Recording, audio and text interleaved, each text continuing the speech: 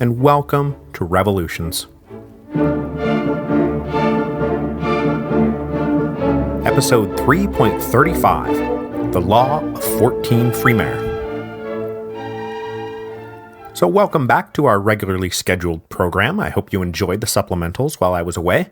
The tours, as usual, were fantastic, and I've got a little collection of pictures up at revolutionspodcast.com so you can get an idea of just how much fun we had and just how many different cool things we saw on both the European and American legs of the tour. Before we dive back into the action, though, I have one big piece of news that will have an impact on how the rest of the French Revolution is going to play out. Mrs. Revolutions is pregnant with baby number 2, and the due date is in early October. So the French Revolution is now officially scheduled to wrap up the last week of September. This means a couple of things. First, I'm setting the end point at the coup of 18 Frimaire, which is the coup that brings Napoleon to power as first consul in November 1799. Second, by necessity, I'm going to have to truncate a few things over the next 5 months to make sure that we cover everything. Fortunately, the really truly revolutionary stuff peaks with the fall of Robespierre in the summer of 1794, and we're already fast coming up on that as we speak. The 5 years after the Thermidorian reaction are thankfully a little less hectic than the 5 years leading up to it. So there just won't be as much to cover as there was in, say, 1793, when simultaneous and critically important eruptions on all fronts turned it into the year that would never end. 1793 has been fun, but it will never be this complicated ever again. So, when all is said and done, the French Revolution will wind up being just over 50 episodes long, which feels about right. Once Napoleon seizes to power with the help of a certain sly ex-bishop, I'm going to take some paternity leave, and then when I come back, I will launch into the long-promised series on the Haitian Revolution. But then after that, it's kind of wide open. I'm absolutely committed to doing the Mexican Revolution and the Russian Revolution, and probably the Cuban Revolution. But before we get there, I might find the revolutionary events surrounding Simón Bolívar irresistible, and maybe I'll figure out a way to tackle 1848 without it becoming too unwieldy, and maybe I'll roll out some kind of listener's choice contest to point me towards a revolution that you really super badly want me to cover. Who knows?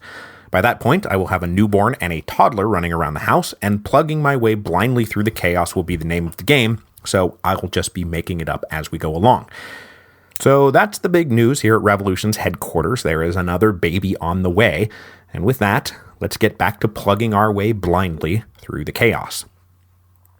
So when last we left off, let's see, it was October the 31st, 1793, and the Girondins had all just been executed.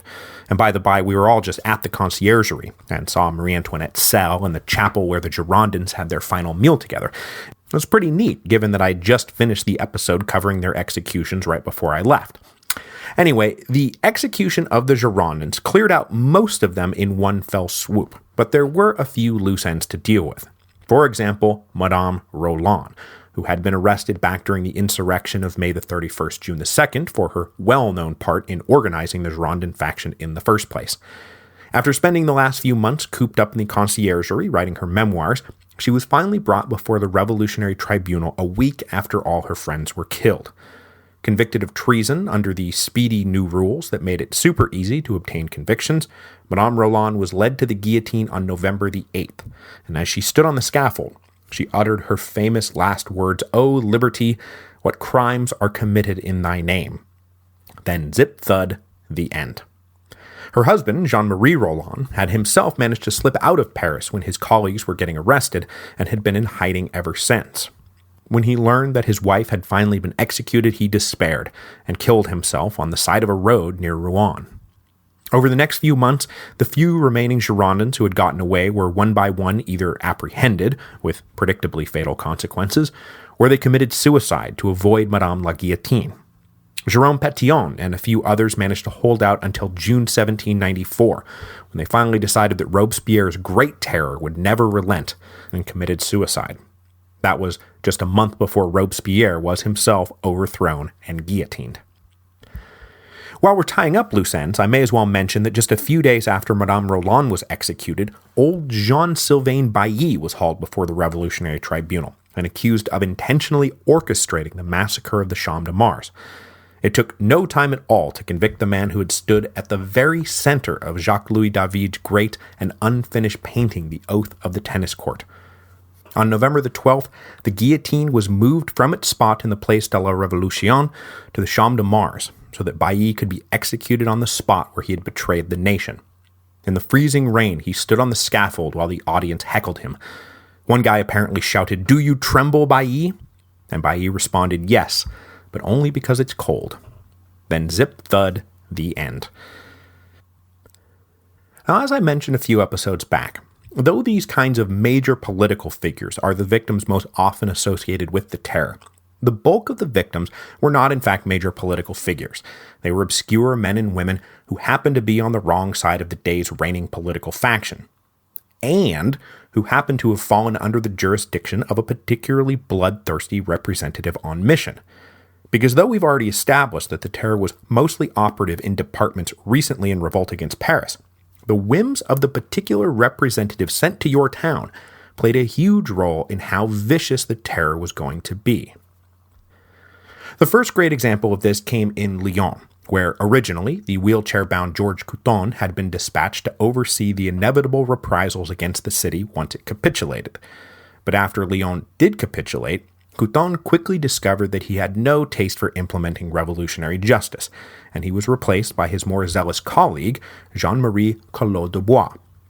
Collot had been one of the guys appointed to the Committee of Public Safety to mollify the sans-culottes after the insurrection of September the 5th, and he absolutely had a taste for revolutionary justice. In his former life, Collot had been an actor and dramatist, who had, coincidentally enough, spent 1787 running one of the major theaters in Lyon, to apparently mixed reviews. When Collot came back to Lyon at the end of October 1793 to take up his new assignment, he was appalled at the bare minimum Couthon had done to punish the Federalist stronghold.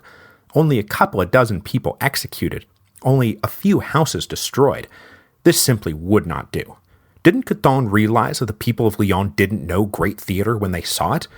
I mean, were a bunch of dangerous counter-revolutionaries threatening the indivisibility of the nation? These people must pay. Arriving along with Collot was a contingent of the sans-culotte-filled revolutionary army that had also been established after September the 5th. Collot dispatched these guys every night to conduct house searches, overturning every inch of the city looking for suspects and evidence of treason, which of course they found everywhere.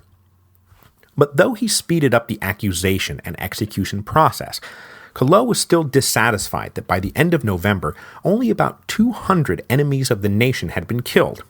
So he streamlined the operation of the tribunal to dispense justice even quicker. Almost overnight, another 300 were condemned. But now the convictions were coming in so fast that even the super-efficient guillotine couldn't keep up. So Collot had to turn to mass executions, and he settled first on the practice of lining everyone up next to an open grave and then blasting them with a cannon. Really horrible stuff, especially when a bunch of the condemned turned out to have been merely wounded by the cannon shot, and they had to be finished off one by hand. Yuck. This all went on through the winter, and by the end of April 1794, somewhere close to 2,000 people will have been killed in Lyon, making the city one of the major epicenters of the terror. And I've heard that to this day, Lyon is still kind of mad at Paris about it. But though Collot is one of the most infamous practitioners of government by terror, he was not the most infamous. That honor must surely go to Jean-Baptiste Carrier, a man who may in fact have been literally insane when he was assigned to the Vendée to help end the Great Uprising. But before we get into the grisly details of Carrier's work, let's first wrap up the last major organized campaign of the uprising, a campaign that will see the Republic emerge victorious, though that victory will not really end the insurrection. It will simply turn it into a torturous guerrilla brushfire rather than a field army-led inferno. So when last we left the war in the West, the rebels had been soundly defeated at Cholet on October the 17th, but the remains of the Catholic and Royal Army had managed to slip across the Loire River into Brittany. Their plan was to race north to the coastal city of Granville, which was the nearest port to the British island of Jersey, from which they would hopefully be able to get weapons, provisions, and maybe even some armed backup. As the rebel caravan progressed, they picked up disgruntled Bretons along the way. Because remember, the rural population of Brittany had started to revolt the same time the Vendée had exploded. There were just more Republican troops around to put the clamp down. So by the time the rebel army reached Granville on November the 14th, they were numbering something like 60,000 men, women, and children. They then set up shop and started to lay siege to the city, praying that British relief would arrive soon. But unfortunately, though the British and the rebels had been in touch with each other over the last few months, events had moved too quickly after Cholet to alert the commander of Jersey that this rebel horde was on its way. The intelligence was being routed through London. So though they were just 50 miles away with plenty of supplies, the British garrison at Jersey didn't get word until November the 26th that the rebels were in dire straits and needed help. By then, it was already too late. The British sailed down to Granville on December the 2nd, but the rebels had already been forced to abandon the siege for lack of supplies and equipment. Their position in Brittany untenable without British aid, they elected to try to force their way back into their home territory. But on December the 4th, they were unable to force their way back across the Loire. A week later, an army led by Francois Westermann caught up with the rapidly disintegrating rebel army at Le Mans, and in a night attack smashed them to bits. Westermann ordered no quarter given, and something like 10,000 people were killed either in the battle or in the retreat that followed. Then, on December the 23rd, the last 10,000 or so were cornered at Savannah. Almost all of them were either killed in the ensuing battle or in the mass executions that followed. Westermann supposedly wrote the Committee of Public Safety following the battle that, quote, "There is no more Vendée, Republican citizens. It died beneath our free sword, with its women and its children. I have just buried it in the swamps and the woods of Savannah. Following the orders that you gave me, I crushed their children beneath the horses' hooves, massacred the women, who, those at least, will bear no more brigands. I do not have a single prisoner to reproach myself with. I have exterminated them all." But this letter is, of course, either extreme hyperbole or very possibly a later fabrication. But it does fit in generally with Republican conduct after major field operations ceased, especially given the conduct, as we're about to see, of Jean-Baptiste Carrier, to say nothing of the infernal columns, which haven't even gotten rolling yet. While the war proper was being waged north of the Loire, Carrier was dispatched as representative on mission to Nantes, with near absolute authority over the three Vendée departments that had been in revolt. Carrier had been a far-left member of the Mountain since being elected to the National Convention, and he had already been dispatched as representative on mission once before up to Normandy, where he had shown a judicious temperament, and the revolutionary tribunals he ran there conformed to something resembling the rule of law. But when he was transferred down to Nantes, something had changed. Whether it was the cue from Paris that terror was now the order of the day, or whether he actually became a little unhinged after watching the brutal struggles with the Catholic and royal rebels, Carrier appears to have arrived in Nantes with nothing but cold-blooded brutality in his heart, a brutality directed most especially at the local clergy, who Carrier believed were behind the entire counter-revolutionary insurrection. His plan was to wipe them all out. Under Carrier's direction, accusation and conviction quickly became synonymous. It would be too much to even call the tribunal's processing of prisoners a show trial. If you were taken into custody, you were doomed. But Carrier soon ran into the problem that Collot had run into in Lyon. Even the super-efficient guillotine was not proving efficient enough. After initiating large-scale firing squads in the quarries outside of town, Carrier then devised an even more sinister method of mass execution, a method that would be used primarily against the hated clergy. Carrier ordered carpenters to rig floating barges so that they could be sunk at will. On November the 19th, 90 priests were hogtied and led onto the barge. The barge was then floated a distance out into the Loire, the plugs were pulled, and the barge sunk, drowning the struggling prisoners.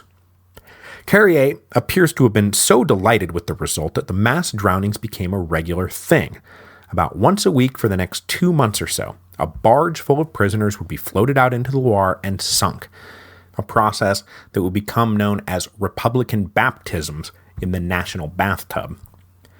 As the drownings proceeded, new humiliations were devised, and in at least one instance, men and women were stripped naked and chained together in pairs before they were drowned, the revolutionaries laughingly referring to these as Republican marriages. Of course, as the drownings progressed, they became more indiscriminate. Rather than simply targeting priests, now we have old men and women and children all being killed if they were suspected of being a royalist sympathizer, which is frankly about as flimsy an accusation as you'll ever find this side of Pol Pot's, "Hey, that guy is wearing glasses." The final grisly details are disputed, but somewhere between 2,000 and 4,000 men, women, and children were drowned in Loire over the winter of 1793-1794. And that was on top of all the people that were being guillotined or killed in the mass firing squads. But don't worry though, Carrier will finally get his in September 1794, but not before he denies that he had anything at all to do with those terrible drownings in Nantes. The guy was a real piece of work. The cases of Collot in Lyon and Carrier in Nantes represent the most extreme edge of the first stage of the Terror. An extreme edge reached not just because Lyon and the Vendée were hotbeds of revolt, but also because of the individual personalities of the men in charge of the reprisals. Collot and Carrier were bloodthirsty fanatics. By way of contrast, over this same period down in Marseille, another Federalist stronghold, just under 1,000 people were brought to trial by the local revolutionary tribunal. About half were acquitted outright, and of those convicted, only about half again were executed, 289 to be precise. Meanwhile, over in Bordeaux, the capital of the Girondin homeland, and a city that had explicitly called for a Federalist army to march on Paris, only 300 would be executed from the whole Girondin department. This random and unsystematic application of the Terror started to trouble the members of the Committee of Public Safety back in Paris. In some places, unchecked and bloody excess threatened to create far more enemies than it eliminated, while in other places there appeared to be a dangerous leniency, a leniency possibly purchased from unscrupulous representatives on mission, ready to turn their nearly unlimited powers in the direction not of national purity, but personal gain. The untidiness of it all rankled the incorruptible Robespierre to no end. But that was not the only bit of untidiness that was rankling Robespierre to no end at the end of 1793. The other big thing is that this is also the moment in the revolution when violent de-Christianization really takes over, and Robespierre had no truck at all with the atheists or their plan to destroy the church. Not only did he consider organized religion essential to civic life, but Robespierre firmly believed that de-Christianization was actually a major part of that foreign plot, which was designed to undermine and discredit the revolution. Because, as we've seen, nothing alienates people from the revolution faster than assault on the church. This is something we've been following from the very beginning. Like, for example, when those first civic oaths back in 1789 turned a bunch of disaffected parish priests from supporters of the revolution into arch-enemies practically overnight. And then, of course, we've seen how the attacks on the local clergy more than anything else really got the Vendée uprising off the ground. Robespierre was convinced that the only people who would push for an even more extreme anti-religious platform had to have some sort of sinister ulterior motive. He just couldn't believe that for a lot of the leftist revolutionaries, eliminating religious superstition from public life was actually the logical conclusion of the whole project. The latest cycle of anti-religiosity can be traced first, of course, to the rise of Jacques Hébert as the voice of the people in Paris. Hébert was an avowed atheist who wanted to tear the whole facade of superstition down. But more specifically, it can be traced to a representative on mission named Joseph Fouché. And for you Napoleon files out there, yes, this is that Joseph Fouché. A world-class survivor and side-switcher, Fouché would wear many, many hats during a political career that would take him all the way through to the Restoration, and he is, at present, in the early far-left radical phase of his career.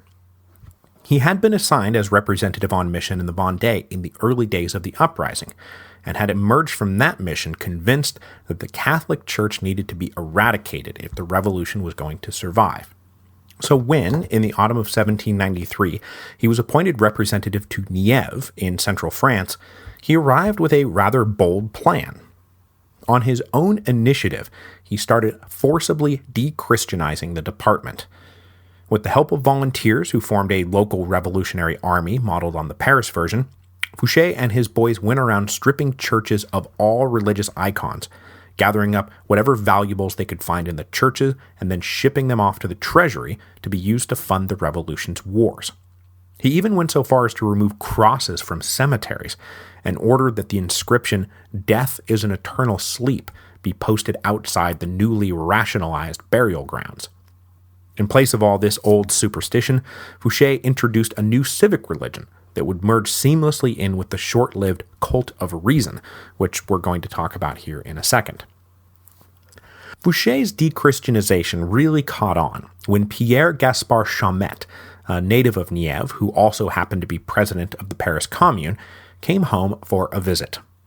Already a staunch enemy of the counter-revolutionary superstitions of the clergy, Chaumette was excited by Fouché's zeal, and returned to Paris fired up to transform the capital along the same lines, and then hopefully export the movement across France. Fouché, meanwhile, was subsequently reassigned to join Collot in Lyon, where he continued his zealous destructions of all things Christian and helped Collot implement some of the worst excesses of the Reign of Terror. The fact that Fouché managed to survive through Thermidor and get on with the rest of his long and varied career is actually kind of mind-blowing. When Chaumette returned to Paris, he immediately set about organizing the Festival of Reason, which would culminate with Notre Dame being rechristened, though that's probably not the best way to put it, rededicated as the Temple of Reason. They installed an altar to liberty inside to replace the Christian altar, and "To Philosophy" was inscribed above the main door.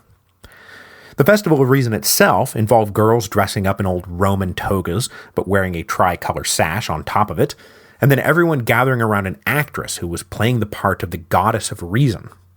This festival, or something like it, was then repeated throughout France as copycat revolutionary armies sprang up across the country, eventually numbering something like 40,000 people. These guys started stripping away all the symbols of Christianity. Churches were closed, clergy were forced to renounce their offices and take wives, and we're talking now about civic clergymen who had sworn every revolutionary oath that had ever been put in front of them. So yeah, this was no longer about putting the church under the authority of the nation, it was about destroying it completely. In place of Christianity, men like Hébert and Chaumette and a bunch of others hoped to found the cult of reason, which they dreamed of as a sort of civic anti-religion. It would have the outward trappings of religion, there would be congregations and acts of devotions, but there would be no God to worship, only the people, who they would try to perfect through the noble pursuit of truth and liberty and reason, human faculties that would be admired but not worshipped. For a brief little while over the winter of 1793-1794, the cult of reason picked up adherents among the sans-culottes and were led by more radical intellectuals, particularly in the Paris Commune. But it was all strongly resisted by Robespierre and Danton, who both thought the whole project dangerously counterproductive. Both were strongly and publicly opposed to de-Christianization. Robespierre called the Festival of Reason a ridiculous farce. He said that atheism was aristocratic, that the people believed in a supreme being, and that trying to violently purge religion from France was folly of the worst kind.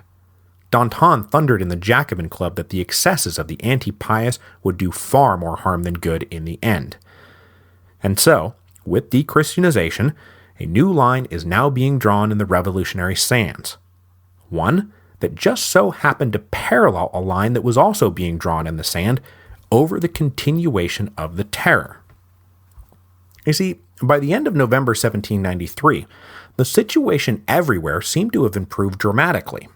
The Federalist revolt had been pretty much squashed, except for Toulon, whose fall we're about to get to. The rebels in the Vendée had been put to flight, and the region was nominally back in Republican hands. And then up along the frontier, the Allies were all collectively in retreat. So Danton, the man who had coined the phrase, "terror is the order of the day," now stood up in the Jacobins and said it was time to start winding it all back down. The emergency has passed.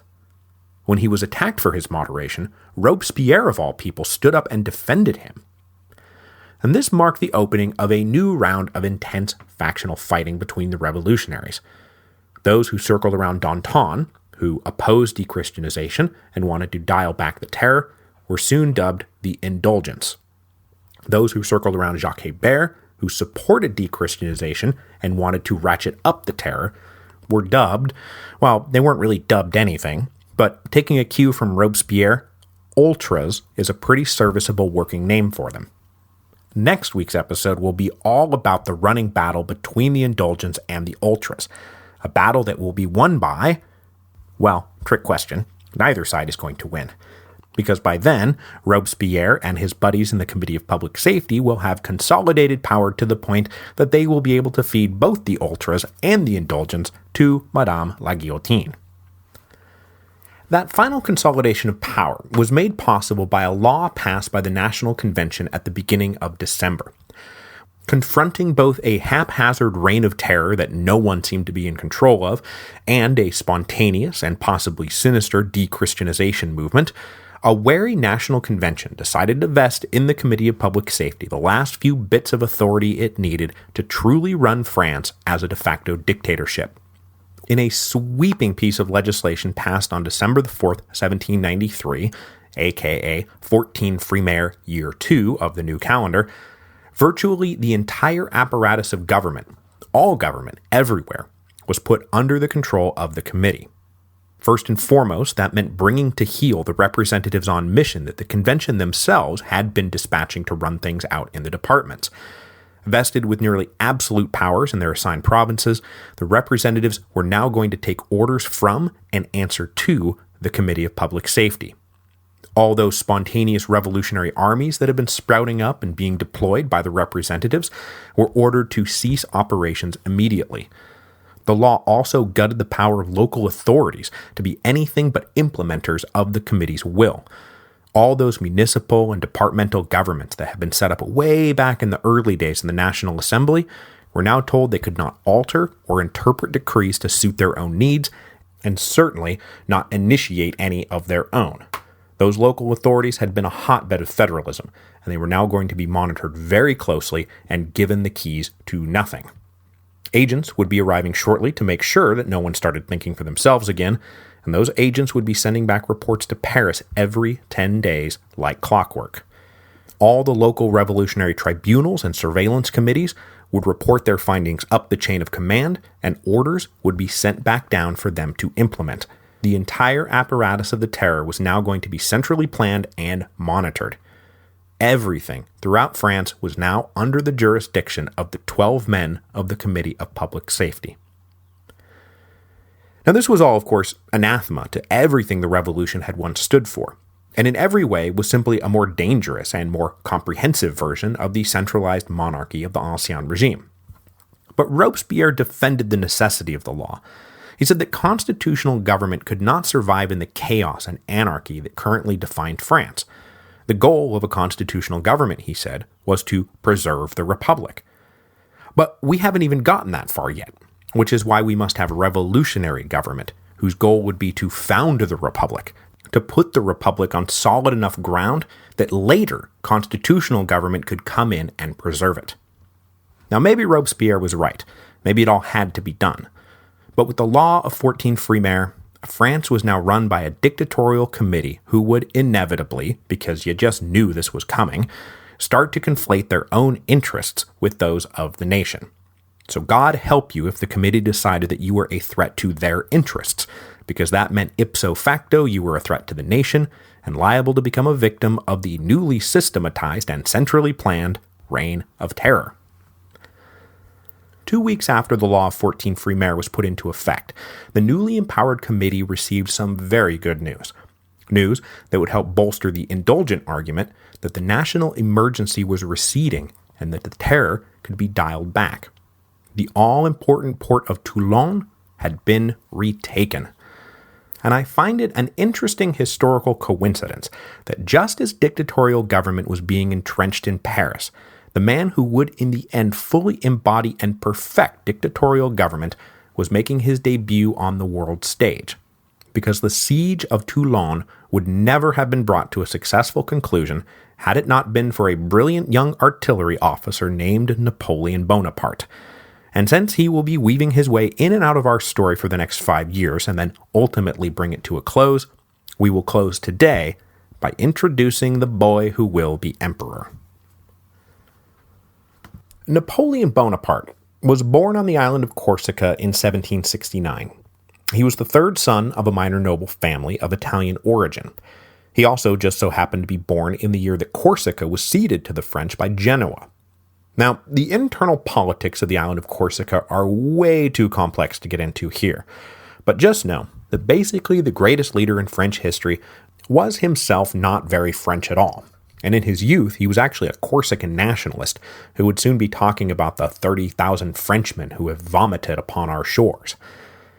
His family was of some means and connections, and his father served as the Corsican representative to the court of Louis XVI starting in 1777. 2 years later, young Napoleon was accepted to a provincial military academy up in north-central France, and upon graduation, he gained admission to the prestigious military school in Paris, where he trained to be an artillery officer. Now, through his years in school, it was clear to everyone, student and faculty alike, that this Bonaparte kid was crazy smart and crazy driven. He excelled at just about everything and never stopped reading, writing, studying, and thinking. Needless to say, this did not make him particularly popular with the other boys, who teased him about his provincial Corsican accent. And this is, of course, as good a time as any to mention that Napoleon Bonaparte was not also teased about his diminutive stature, because contrary to all historical myth, he was not short. He was about 5'7", which made him average for his day and age. His father died while he was at school, and the subsequent financial hit his family took meant that Napoleon had to race to complete a 2-year program in a single year, which he was of course able to do, emerging with a commission as a second lieutenant in 1785.